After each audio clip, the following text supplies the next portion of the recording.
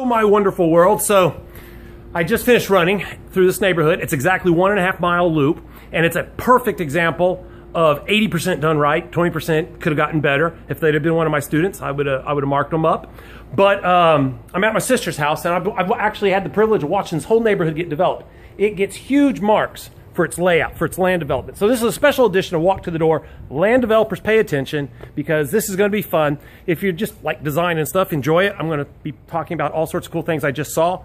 I am very hot and sweaty. There will be no makeup or wardrobe changes. So let's get on with it. Before I even pull out my driveway, I want to show off for my brother-in-law. He did it right. Look at that. That's how you do a gate. And my homeowners association doesn't understand design. Sorry, South Shore Harbor.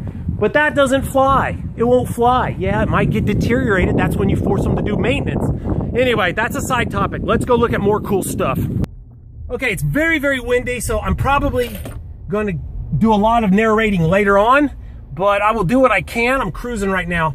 They get a lot of points. I'm going to jump out right now and show you why this neighborhood gets points. From a developer's point of view, it's a 1.5 mile loop. I'm not sure how many acres it is, but look over my shoulder. You see that? You can't see around the corner. It actually has winding roads. The entire thing is winding roads. Yeah, I can put a link to it on Google Earth, and you can see how this whole development has curved roads. So I'm going to drive a little bit and talk. Why is that cool? Because it just adds a sense of mystery. It adds a little bit more adventure. Here, let me see if I can do it like that. This has got some great elements. When you do the roads like this, it costs more money. But it's not always about the money, because you can get a premium to live in this neighborhood. I remember when this neighborhood had, ooh, that one looks nice. I'm not going to talk about that fence. There were some specific ones. I remember when this neighborhood was being developed. Dadgum, that looked really good. I'm just going to come down here to the corner. Let me come to the corner, because there's so many good things about it. And now there's a few bad things about this neighborhood. I'll talk about that in a second. So if you got the corner lot in this neighborhood, you're going to love this. This is a home run. This is a home run. I'm at the back of the loop. Look at that. This is corner gold, corner lot gold. You got your plants and your trees with their nice little beds, their flower beds, but that just is stately, and it's on a budget. It's great for the neighborhood. This whole neighborhood is move up. This is not starter home neighborhood. This is a dream home. So if I was the developer, wink, wink, these curved streets are a home run. Do you get the premium? You do if all the houses become dream houses. If any of these houses dropped off and they just weren't great, completely architectural, yeah, then this neighborhood wouldn't have worked. But this thing has sold out, maxed out, but it didn't do it in record time, so it's not really the key investment. Let me see, there was another one right near this corner gold for sure. And then I saw some really amazing little fence treatments. I'm not gonna take this opportunity. I'm gonna show you one of the downsides to this place. I'm gonna show you real quick. Let me just drive. Another cool fence, another cool fence. Okay, here's a key spot. I'm just gonna jump out of the car. Right here, this guy's mowing his yard. He's gonna think I'm a freak. Well, I am a freak. I'm a freak of design. So you look at this. See these mailboxes? They're great when you first get them. Mailboxes start to look cockamamie. Here, let me see if I can do it like this. Okay, it's so noisy out there. These mailboxes get sideways. I'll just do an overlay. They start to get angled, especially when you got two side by side.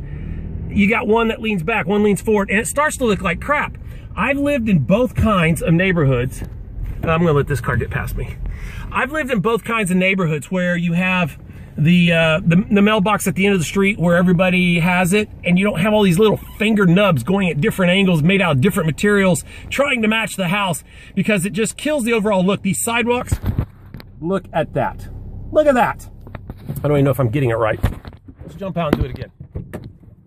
This little bend in the road is mysterious. It's fun. Like Walt Disney, when he was building his train in his backyard, this is all pre-Walt. I know you all know Disney history like I do. But he was building a train before he built Disney World through a mountain on his own property. And one of the workers said, hey, Disney, it'd be a lot cheaper to make this tunnel that's going through the mountain straight instead of curved. And Disney said, no, it'd be cheaper not to build a freaking train in my backyard. Okay, that's my version. But he's told the guy, no, it's cheaper not to build a tunnel. He wanted the tunnel curved because of mystery, excitement, taste of life, like putting salt on your food. These curved roads add that element to land development.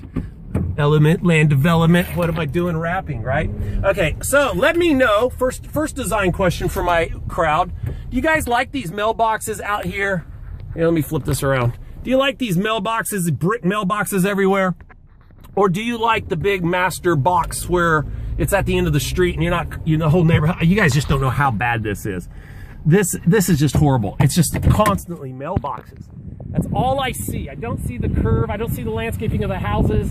I don't see the pretty facades, the stone, the brick. I mean, I do individually, but the overall feel is nub, at an angle, falling over at a nub. It's just a disaster. No, I'm not going to be doing neighborhoods like that. Okay, I'm totally missing my fences, but I'm having a good time. You guys have heard me talk about fences. Ooh, there's a James Bond fence.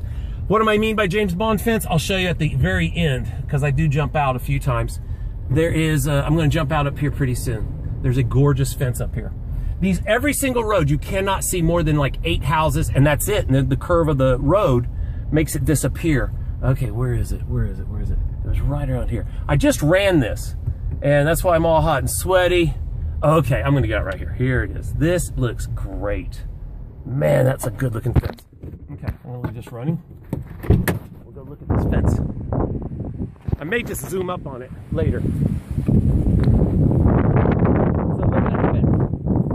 All of that nice trim work at the top. It's got a really nice capital and all of these corbels going down the post. That is fantastic. Can you see that? It's amazing. So this is one of the best fences out here. Then you have just beautiful retaining walls. It makes me jealous being in Houston. This is up in Dallas, called Murphy, I think. Murphy Farms. I'll put a link to it so you guys can all enjoy it. Okay, this one is definitely a rambling episode, but let's continue the last of this. I'm on the back side right now. That fence is just phenomenal. Details. One lamppost? What are you doing here? One lamppost. That's just weird. I don't want to just beat this whole neighborhood up. It's actually 100% awesome. And the way you judge a success or not is, did it sell out? Did you sell it or not? And it sold out. This whole place is sold out. So it is a success. I think that 20% they could have improved on, and that's really what I'm commenting on. The home run is the curved walls, the curved streets. All these curved streets are an absolute home run. These mailboxes are a fail. And there is one more thing that is kind of iffy. I wouldn't call it a direct fail. There's so many cool fences in here, guys. I could just overwhelm you with coolness. So let me tell you this. If you're a land developer and you're watching this, you're say, oh my gosh, that is gorgeous. That is over the top though. Okay, so this neighborhood has a lot of great elements to it. And if you're a land developer in Fort Worth or Dallas, you're one of my friends, you need to come drive this and you'll see what I'm talking about, so that it gives you a great vocabulary, so you'll understand what works and what doesn't. This neighborhood works on 8 out of 10 points, no question. I wouldn't have done these mailboxes, no way. And then the last thing is the monument design. The monuments are those fences that you see when you pull in the neighborhood, and you've ever wondered, hey, who built that windmill or that lighthouse or that barn or those waterfalls, whatever, at the front of a neighborhood? That's called monument design. I've actually done that, and most of the time it's handed off to somebody who doesn't know what they're doing. They don't feel the vibe of the whole community, and I'm talking about not just the development, but the streets up and down. Everybody tries, but it's usually given to some designer who's not really done much design. Okay, here we are at monument design.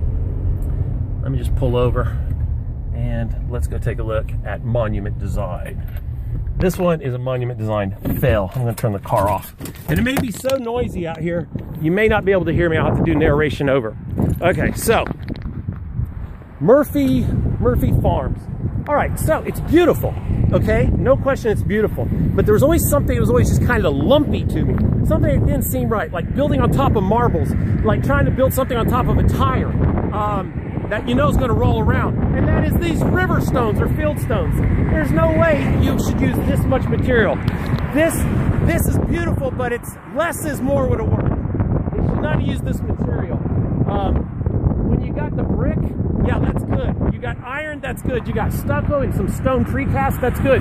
You have nice sandstone, that's good. But the river stone killed it. It just doesn't make sense. sense. You're never going to walk through this, you know, you're never going to walk through Ireland and see stones stacked up because they had to do farming and then say, hey, you know what we're going to do on top of all the roly-polies? Let's build a brick fence. That's ridiculous. Then they have precast.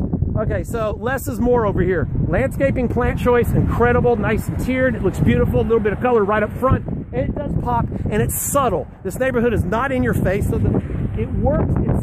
It's just not the right material. Less is more would have worked for them on the monument design. Okay, well, that's run through the hood. I definitely didn't talk about fences, but here, let's take one last look.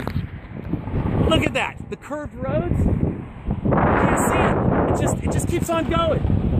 Ah, it's a beautiful, beautiful neighborhood. I like it a lot. All right, that's it. Talk to y'all later. Bye.